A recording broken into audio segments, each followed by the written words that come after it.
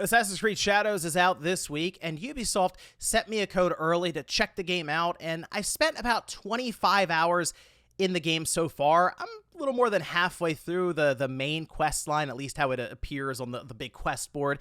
I've done several backstory side quests with each character, and I've also gone around the world and done a bunch of points of interest with each one. So I have a pretty good grasp overall of the game itself, and it's been a rocky ride for Ubisoft, to say the least, getting here, and the game itself, as there's been a lot of discourse online around the title. But finally, after playing it, we can talk about the game itself, and that's kind of my goal here, is just go over what I think of it so far, and is it fun?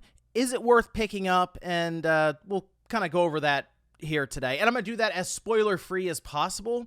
As I was going through the footage, I realized there were many parts where there were cutscenes with dialogue and subtitles on screen that were major plot points. So I think what I'll do is mostly show footage that I captured from the PlayStation 5 Pro at 4K 60 frames per second in performance mode as I go around the world itself, completing different like points of interest, side quest things. And then I have a few key cutscenes picked out just to show the interaction between the different characters. So let's talk about Assassin's Creed Shadows. Assassin's Creed Shadows is set in feudal Japan and follows two main protagonists, Naoe and Yasuke.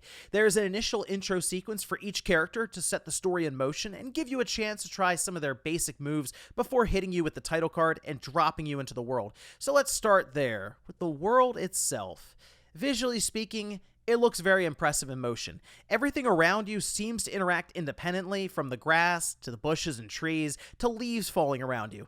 It's something that's immediately striking and makes the setting around you just feel alive. This extends to the different seasons that change throughout your playtime. Trudging through snow in the countryside, for example, makes exploration feel more taxing than sprinting across a field in the summertime.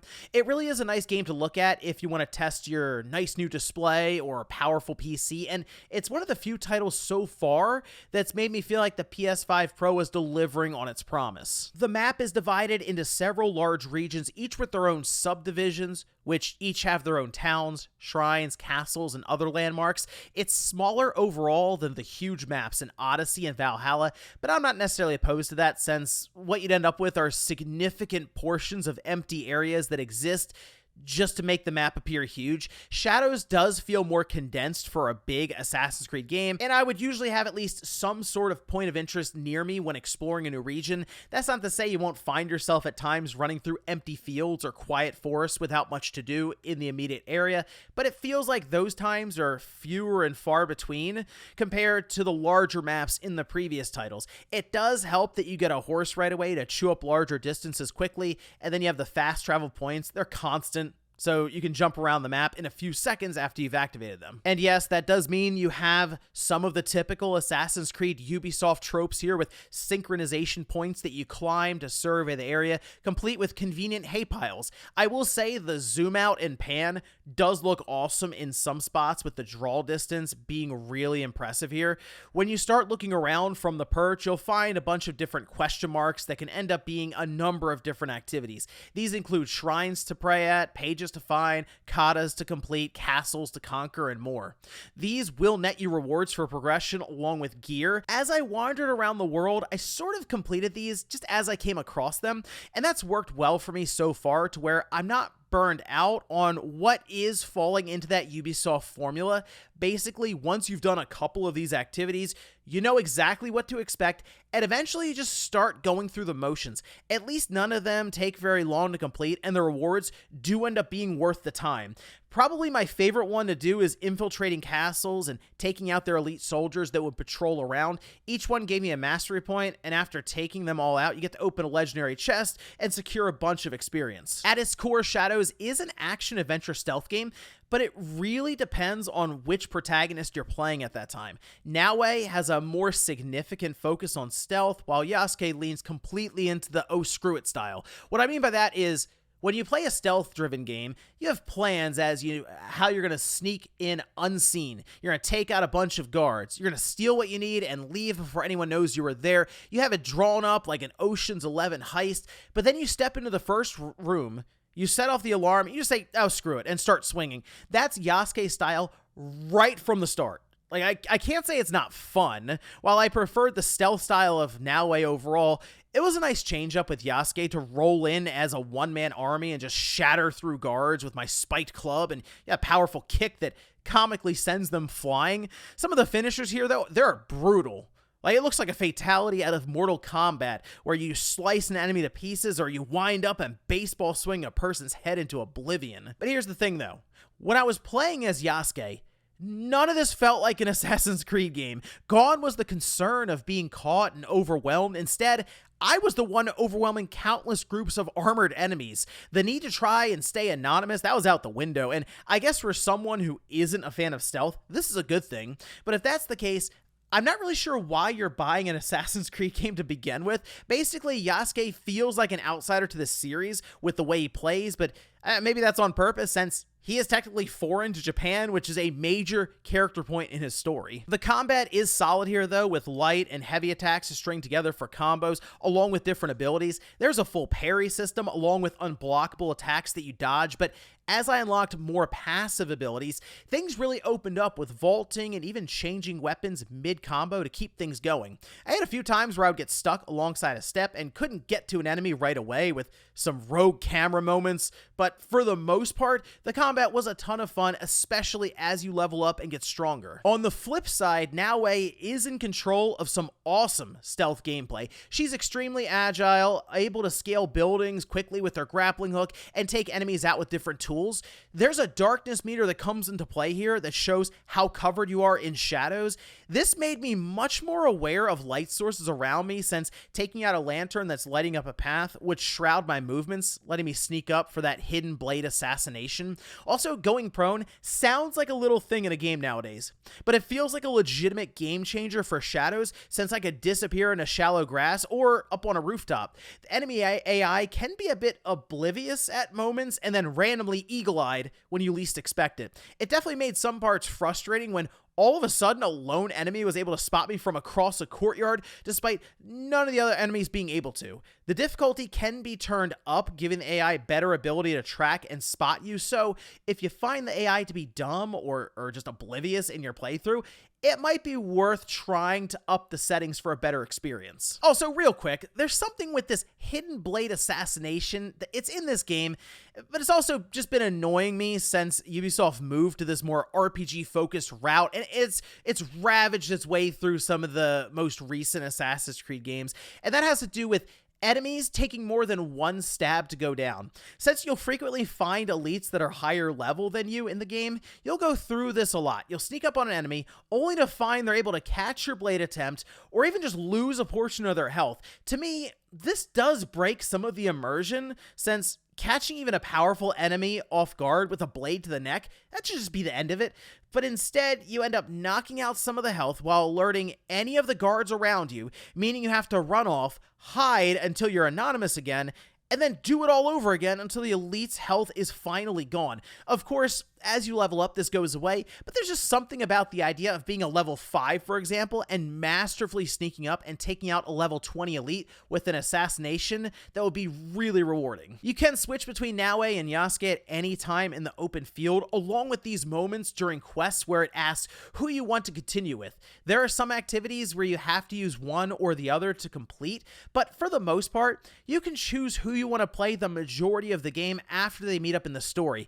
I found myself switching back and forth consistently for this video to give my thoughts on them, but I think if I were to choose which one to stick with, it'd probably be Naoe with the more traditional Assassin's Creed experience. As you explore the world, you'll continue to fill up the quest board in your menu that I think will throw some people off at first. See, it's not in a more linear fashion where you have a list format for primary and secondary quests.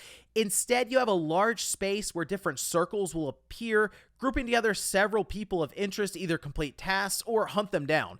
It can be a little hard to decide where you should be going at any given time, but once I got used to setting a quest as active, it actually worked out well to where I didn't feel like the game was trying to mainline my progress.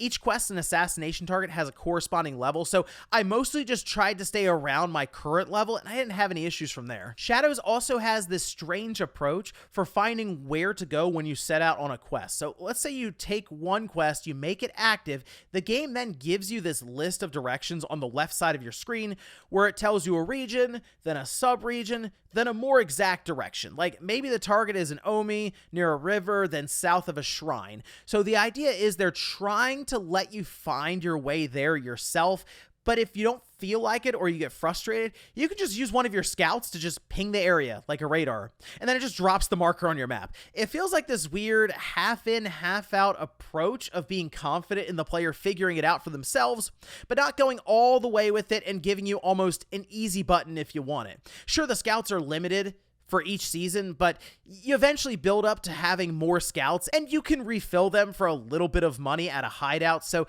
there isn't much punishment for spamming them on the map anyway. Speaking of hideouts, you do have a main base of operations that you build up over time. These buildings enable you to have more scouts, increase weapon strength with engravings, and train allies. I didn't spend as much time here though, since you do need to gather quite a bit of resources to upgrade different structures past the first level. Seems like something I'd probably start doing right about now in the second half of the game. That said, you can visit anytime and even walk around your base and decorate it further with items you find in the world. I did notice the frame rate halved whenever I was here on the PS5 Pro.